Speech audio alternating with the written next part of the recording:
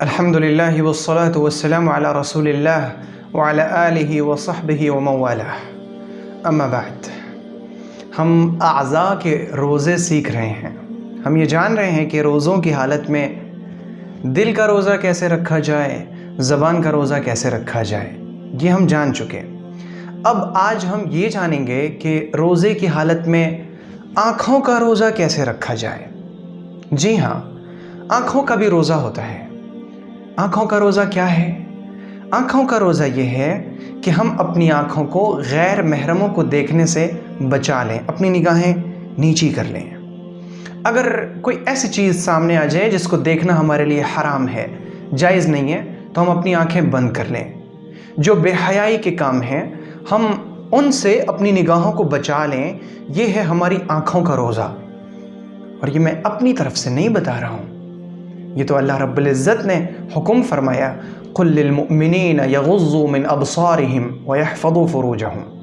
اے نبی صلی اللہ علیہ وآلہ وسلم، آپ ذرا ان ایمان والوں سے فرما دیں کہ یہ اپنی نگاہیں نیچی رکھیں اور اپنے شرمگاہوں کی حفاظت کریں۔ ایمان والے مردوں سے فرما دیں۔ ایمان والے مردوں کو حکم دے دیا گیا تو اس کے اندر عورتیں بھی داخل ہو گئیں۔ جب بھی قرآن پاک میں یا احادیث رسول میں کسی چیز کا حکم کیا جاتا ہے تو ایک عام خطاب ہوتا ہے، اور اس عام خطاب کے اندر، عام حکم کے اندر مرد بھی شامل ہو جاتے ہیں، عورتیں بھی شامل ہو جاتی ہیں۔ لیکن اللہ تعالیٰ نے بطور خاص ایمان والی عورتوں کو حکم دیا، وَقُلْ لِلْمُؤْمِنَاتِ يَغْضُضْنَ مِنْ أَبْصَارِهِنَّ وَيَحْفَظْنَ فُرُوجَهُنَّ۔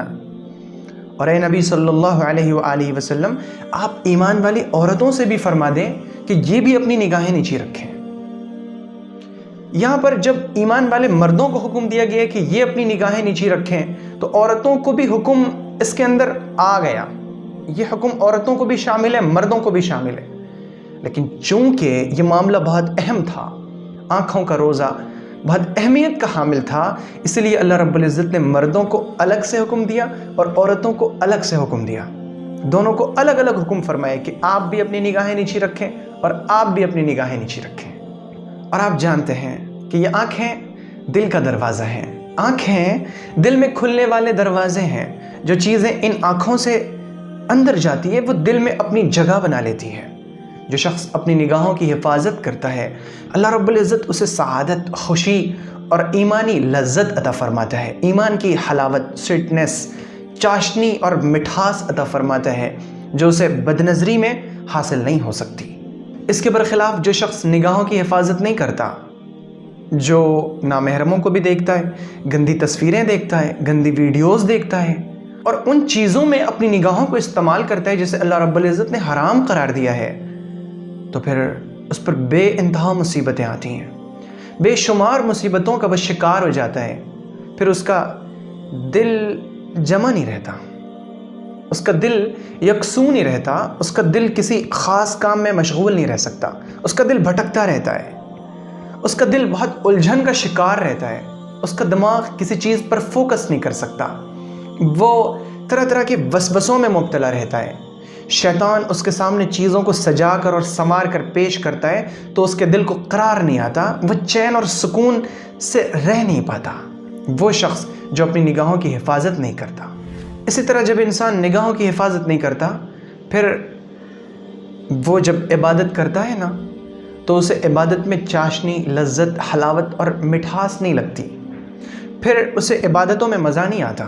بہت سی بار شکایت ہوتی ہے نا کہ میں نمازیں پڑھتا ہوں، نمازوں میں میرا دل نہیں لگتا، تلاوت کو میری طبیعت نہیں چاہتی، مجھے یہ ساری چیزیں بوجھ لگتی ہیں۔ وجوہات میں غور کریں تو آپ کو پتہ چلے گا کہ پیچھے تو بدنظری کا دروازہ کھلا ہوا ہے، نگاہوں کی حفاظت ہو ہی نہیں رہی ہے، تو عبادت میں دل کیسے لگے گا؟ جب انسان بدنظری کرتا ہے، نگاہوں کی حفاظت نہیں کرتا، اس کی عبادت سے مٹھاس ختم ہو جاتی ہے۔ وہ جو اللہ رب العزت کے قرب کی مٹھاس ہوتی ہے نا، کہ اللہ کے قریب جا رہے ہیں، بڑا مزہ آ رہا ہے، سرور کی کیفیت ہے، خوشی کی کیفیت، وہ چیز ختم ہو جاتی ہے۔ پھر انسان کی طبیعت گناہ کی طرف مائل رہتی ہے، بار بار طبیعت چاہتی کہ گناہ کر لوں، یہ گناہ کر لوں، یہ گناہ کر لوں، پھر انسان گناہوں کو بہت ہلکا بھی سمجھنے لگتا ہے جبکہ معاملہ یہ ہے کہ پیغمبر صلی اللہ علیہ وآلہ وسلم نے فرمایا ایاکم ومحقرات الذنوب، ان گناہوں سے بچو جسے انسان کی نگاہیں بہت چھوٹا سمجھتی ہیں، ان گناہوں سے بچو جسے انسان کی نگاہیں چھوٹا سمجھتی ہیں کہ یہ بہت چھوٹا گناہ ہے، کیونکہ جب انسان چھوٹے گناہوں کو کرتا ہے تو چھوٹے گناہوں کو کرتے کرتے کرتے کرتے وہ بڑے گناہ تک پہنچ جاتا ہے۔ چھوٹا گناہ انسان کو ہلاک کر دینے والی چیز ہے۔ تو ہم جب بد نظری سے بچتے ہیں پھر عبادت میں لذت اور مٹھاس محسوس ہوتی ہے، اور جب انسان بد نظری کرتا ہے اس کی عبادت کی لذت ختم ہو جاتی ہے۔ اسی طرح نگاہوں کی حفاظت شرمگاہ کی حفاظت کا ذریعہ ہے۔ اللہ تعالیٰ نے کیا فرمایا؟ قُلْ لِلْمُؤْمِنِينَ يَغُضُّوا مِنْ أَبْصَارِهِمْ وَيَحْفَظُوا فُرُوجَهُمْ، ایمان والوں سے فرما دیں کہ یہ اپنی نگاہیں نیچی رکھیں اور شرمگاہوں کی حفاظت کریں، یعنی نگاہوں کو نیچی رکھنا شرمگاہوں کی حفاظت کا ذریعہ ہے۔ اس کے برخلاف نگاہوں کو کھلی چھوڑ دینا کہ جہاں چاہے بھٹکتی رہے، جسے چاہے دیکھتی رہے، یہ شرمگاہ کے گناہ تک لے جانے والی چیز ہے۔ جب انسان نگاہوں کی حفاظت نہیں کرتا پھر اسے شرمگاہ کے گناہ سرزد ہو جاتے ہیں، پھر انسان زنا کی وادی میں جا پڑتا ہے اور زنا کے دلدل میں پھنس جاتا ہے، وہ زنا کے راستے پر چلنے لگتا ہے۔ تو نگاہوں کی حفاظت یہ نگاہوں کا روزہ ہے۔ ضرورت اس چیز کی ہے کہ ہم اپنے رمضان کے ان روزوں کے درمیان نگاہوں کے روزوں کی عادت ڈالیں کہ ہم اپنے نگاہوں کا روزہ رکھیں گے، آنکھوں کا روزہ، رمضان میں بھی رمضان کے بعد بھی، اور یہ نگاہوں کا روزہ آنکھوں کا روزہ پوری زندگی رکھیں گے انشاءاللہ، کیونکہ نگاہوں کی حفاظت دل کی سلامتی کا، ذہن کے اطمینان و سکون کا، انسان کی راحت کا، اطمینان کا، چین کا ذریعہ ہے۔ جو اپنی نگاہوں کی حفاظت کر لیتا ہے اللہ رب العزت اسے غیب سے مدد عطا کرتا ہے، اسے اللہ رب العزت کا نور ملتا ہے۔ جو شخص اپنی نگاہوں کو حرام سے بچا لیتا ہے اللہ رب العزت اسے حلال کا لطف اور مزہ عطا فرماتا ہے۔ تو ضرورت اس چیز کی ہے کہ ہم ان روزوں کے درمیان نگاہوں کا روزہ رکھیں۔ بہت سے لوگ ایسے ہیں ان کے پیٹ روزے سے ہیں، وہ صبح سے شام تک بھوکے ہیں لیکن ان کا دل روزے سے نہیں، ان کی آنکھیں روزے سے نہیں، ان کے زبان روزے سے نہیں۔ اللہ کی قسم انہیں بھوک اور پیاس کے سوا کچھ اور حاصل ہی نہیں، یہ صرف بھوکے رہ کر ایک روایت پوری کر رہے ہیں۔ آپ یقین کریں ان کا روزہ اللہ کے ہاں مقبول نہیں ہے، کیونکہ اللہ رب العزت نے روزے کو تقوی کی ٹریننگ اور تربیت کا ذریعہ بنایا اور فرمایا لعلکم تتقون، یہ روزہ ہم نے اس لیے بنایا تھا کہ تم تقوی حاصل کر سکو، تم اللہ سے ڈر سکو، تم گناہوں سے بچ سکو۔ اور جب ہم روزے میں دل کا روزہ رکھ ہی نہیں رہے ہیں، دل میں حسد ہے، کینہ ہے، تکبر ہے، بغض ہے، دشمنی ہے، برے عقیدے ہیں، برے خیالات ہیں، وسوسے ہیں۔ اسی طرح زبان کا روزہ نہیں، زبان پر غیبت ہے، جھوٹ ہے، جھوٹی گواہی ہے، جھوٹی قسم ہے۔ آنکھوں کا روزہ نہیں کہ گندی چیزیں دیکھ رہے ہیں، گندی فوٹوز، گندی ویڈیوز، غیر محرموں کو دیکھ رہے ہیں، بری چیزوں کو دیکھ رہے ہیں۔ جب انسان کے دل کا، زبان کا، آنکھوں کا روزہ ہے ہی نہیں تو پھر اسے بھوک اور پیاس کے سوا کیا حاصل ہوگا؟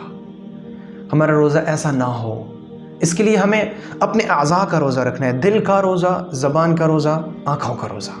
ہم جب ان روزوں کو رکھیں گے تو انشاءاللہ ہمارا روزہ ایسا روزہ ہوگا جس کی جزا، جس کا بدلہ اللہ رب العزت عطا فرمائے گا، اور ہمارا روزہ ایسا ہوگا جس روزے کے بارے میں اللہ نے فرمایا الصوم لی وانا اجزی بہ، روزہ میرے لیے ہے اور روزے کا بدلہ میں خود دوں گا، روزے کا بدلہ میں خود دوں گا۔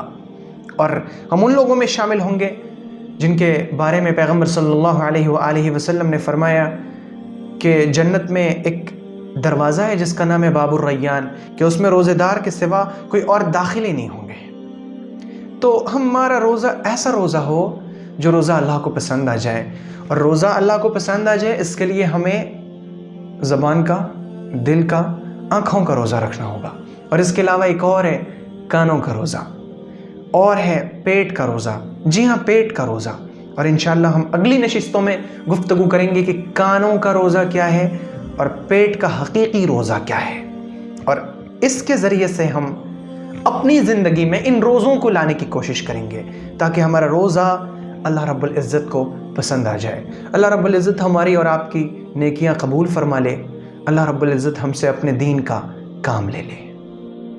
اگر آپ کو یہ ویڈیو پسند آئی ہو تو ویڈیو کو لائک کریں اور شیئر کریں، اور چینل کو سبسکرائب کرنا ہرگز نہ بھولیں۔